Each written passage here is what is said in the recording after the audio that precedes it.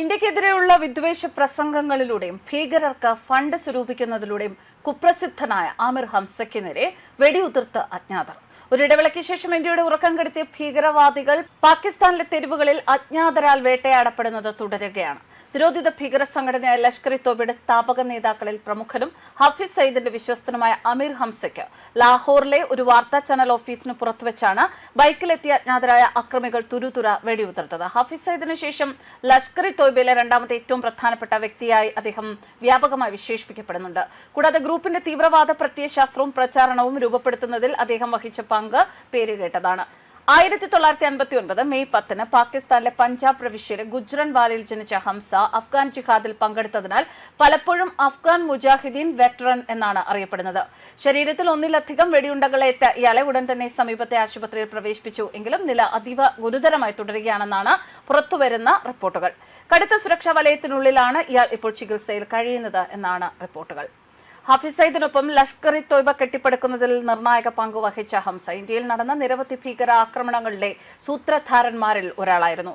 ലഷ്കറിന്റെ രാഷ്ട്രീയ വിഭാഗമായ ജമാഅത്ത് ദുവയുടെ കേന്ദ്ര സമിതി അംഗം കൂടിയായ ഇയാൾ കഴിഞ്ഞ കുറച്ചു മാസങ്ങളെ പാകിസ്ഥാനിൽ ഒളിവിൽ കഴിയുകയായിരുന്നു. പാകിസ്ഥാനിൽ ഒളിവിൽ കഴിയുന്ന ഭാരതവിരുദ്ധ ഭീകരർ ഒന്നൊന്നായി കൊല്ലപ്പെടുന്ന സംഭവങ്ങളുടെ തുടർച്ചയായാണ് ഈ വെടിവയ്പ്പിനെയും പ്രതിരോധ വിദഗ്ധർ കാണുന്നത്.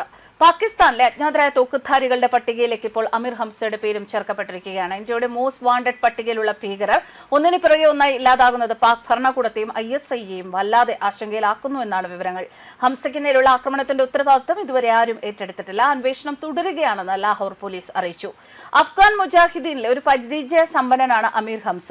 തീക്ഷ്ണമായ പ്രസംഗങ്ങൾക്കും സമൃദ്ധമായ രചനകൾക്കും പേരുകേട്ട ഇദ്ദേഹം ഒരിക്കൽ ലഷ്കർ-ഇ-തോബയുടെ ഔദ്യോഗിക പ്രസിദ്ധീകരണത്തിന്റെ എഡിറ്ററായിരുന്നു. കൂടാതെ 2002 പുറത്തിറങ്ങിയ ഖാഫില ദൗത്ത് ഓർ ഷഹാദത്ത് എന്ന പുസ്തകം ഉൾപ്പെടെ നിരവധി പുസ്തകങ്ങളുടെ രചയിതാവാണ്. അമേരിക്കൻ ട്രഷറി വകുപ്പ് ലഷ്കർ-ഇ-തോബ ഒരു ഭീകര സംഘടനയായി പ്രഖ്യാപിക്കുകയും അമീർ ഹംസയെ അംഗീകൃത ഭീകരനായി പട്ടികപ്പെടുത്തുകയും ചെയ്തിട്ടുണ്ട്. ലഷ്കർ-ഇ-തോബയുടെ കേന്ദ്ര കമ്മിറ്റിയിൽ അദ്ദേഹം സേവനം അനുഷ്ഠിച്ചിട്ടുണ്ട് എന്നും തടവിലാക്കപ്പെട്ട തീവ്രവാദികളുടെ മോചനത്തിനായുള്ള ഫണ്ട് ശേഖരണം, റിക്രൂട്ട്മെന്റ് ചർച്ചകൾ എന്നിവയിൽ നിർണായക പങ്ക് വഹിച്ചിട്ടുണ്ട് എന്നും വിശ്വസിക്കപ്പെടുന്നു. ലഷ്കറിന്റെ മാസികയായ മജല്ല അൽ ദവയുടെ സ്ഥാപക എഡിറ്ററായി സേവനം അനുഷ്ഠിച്ച അദ്ദേഹം 2002 തീവ്രവാദ പ്രത്യയശാസ്ത്രം പ്രോത്സാഹിപ്പിക്കുന്ന ഖാഫില ദൗത്ത് ഓർ ഷഹാദത്ത് എന്ന പേരിൽ ഒരു പുസ്തകം രചിച്ചിരുന്നു.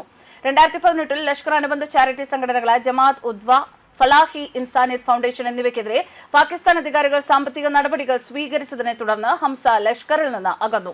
തുടർന്ന് ജമ്മു കാശ്മീർ ഉൾപ്പെടെയുള്ള സ്ഥലങ്ങളിൽ തീവ്രവാദ പ്രവർത്തനങ്ങൾ തുടരുന്നതിനായി ജെയ്ഷെ-ഇ-മൻഖഫ എന്ന പേരിൽ ഒരു വിഭജന ഗ്രൂപ്പ് സ്ഥാപിച്ചു. ഇന്ത്യൻ മാധ്യമങ്ങൾ പറയുന്നതനുസരിച്ച് ഈ സംഘം പാകിസ്ഥാനിൽ സ്വതന്ത്രമായി പ്രവർത്തിക്കുന്നുണ്ട് എന്നും ഹംസ ലഷ്കർ-ഇ-തോയ്ബ നേതൃത്വവുമായി അടുത്ത ബന്ധം പുലർത്തുന്നുണ്ട് എന്നുമാണ് വിവരങ്ങൾ. ന്യൂസ് ഡെസ്ക് കർമ്മ ന്യൂസ്.